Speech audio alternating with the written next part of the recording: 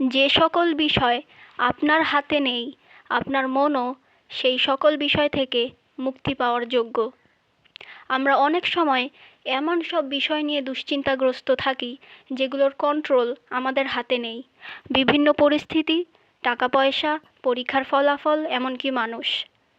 কিন্তু নিজেকে প্রশ্ন করুন, এই দুশ্চিন্তা করার ফলে আপনার জীবনে কি কোনো পরিবর্তন আসছে? বা যা কিছু আপনি হারিয়েছেন তা ফেরত পাচ্ছেন? উত্তর হচ্ছে না। তাহলে এত দুশ্চিন্তা করার ফল কি? এর ফল হচ্ছে আপনি আপনার শান্তি হারিয়েছেন এবং যে সকল বিষয় বা যে সকল কাজ আসলেই গুরুত্বপূর্ণ সেগুলো থেকে অনেক দূরে সরে গিয়েছেন।